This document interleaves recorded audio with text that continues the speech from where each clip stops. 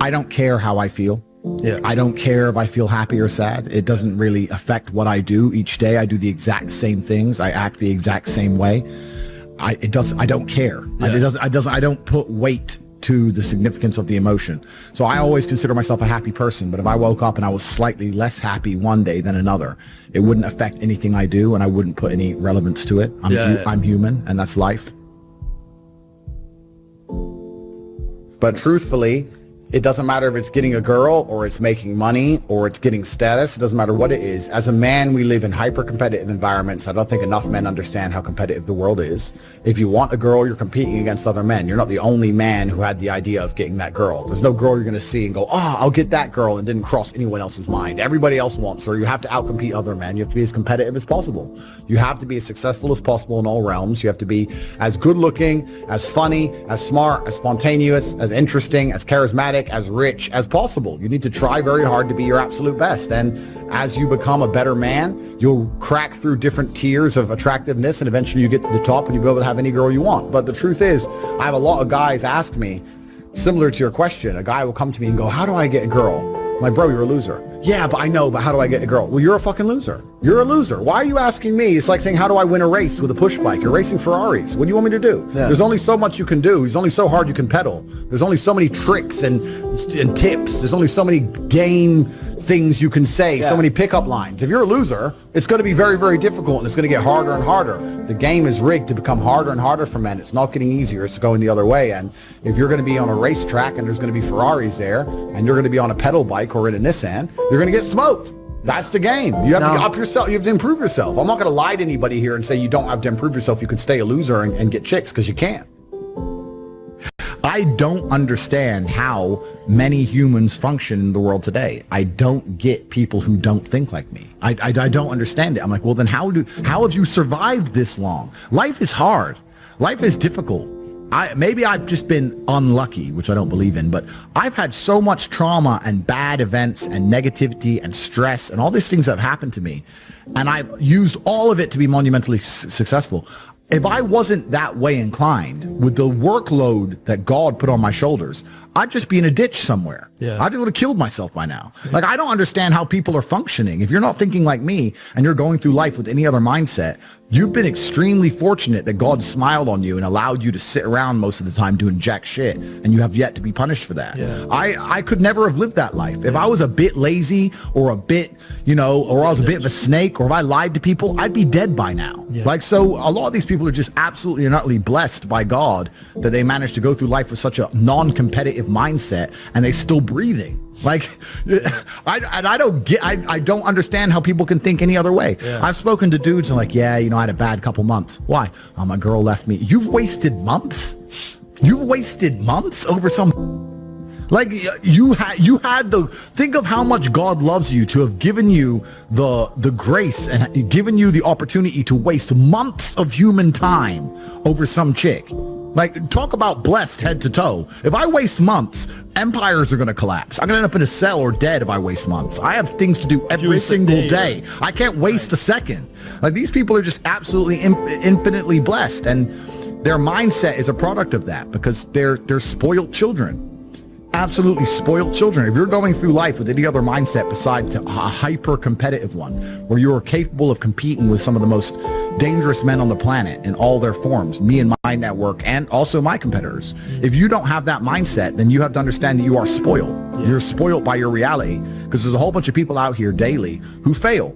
There are men out here who fail daily, and they have yet to feel the true consequence for it. They fail to go to the gym when they know they should have gone to the gym.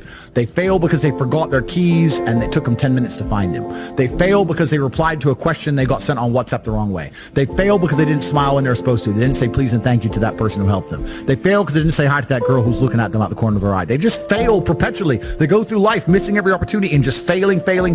And somehow we've built a society which is so soft, and God is so giving and so graceful, that they still have a place to eat and somewhere to sleep, and they're still surviving.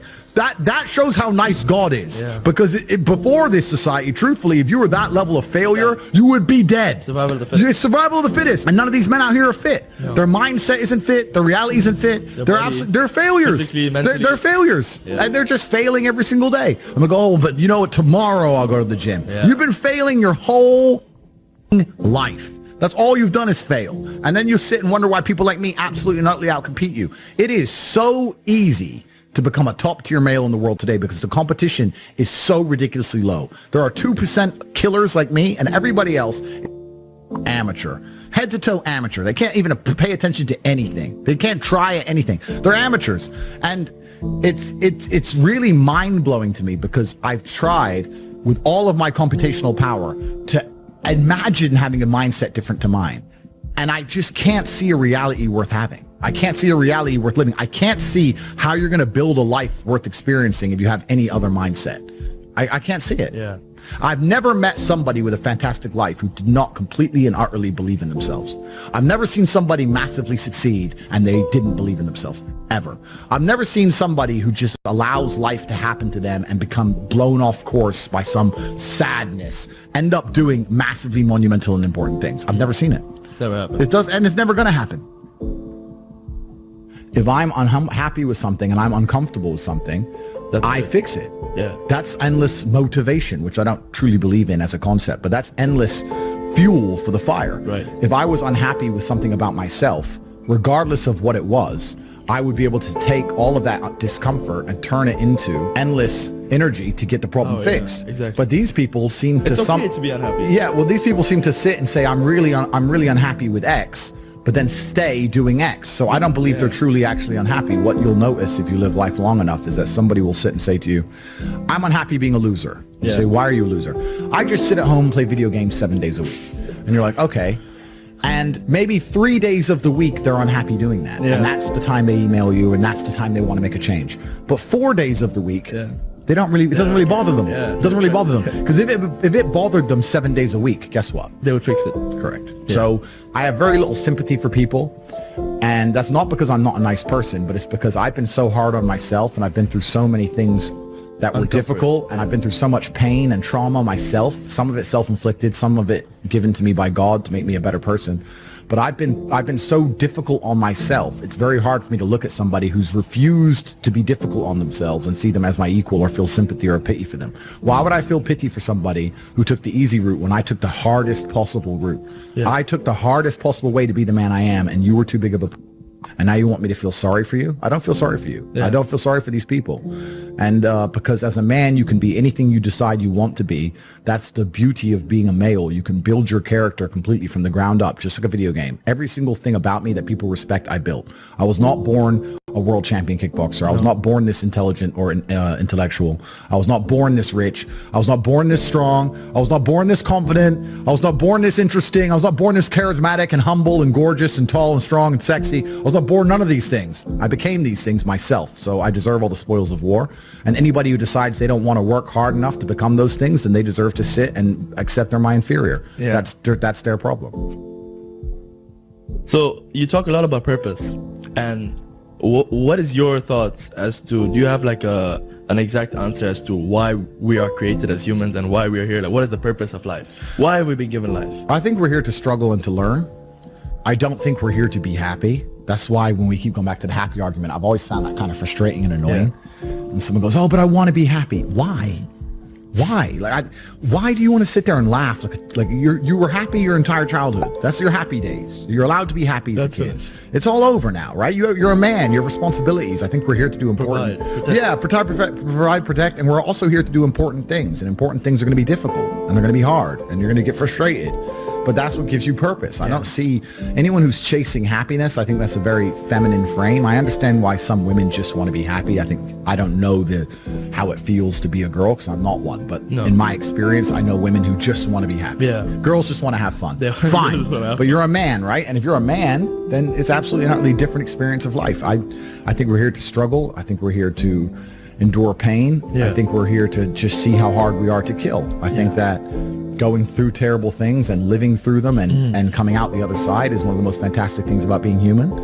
I think that it's almost like once you understand what life is really about, there's no emotion which isn't enjoyable. The only emotional state which can be seen as detrimental is feeling nothing at all. But if you're sitting at home and you're feeling truly heartbroken, at least you're feeling something, right? And I think that's the whole part of being human. I think we're here to struggle. I think we're here to go through pain.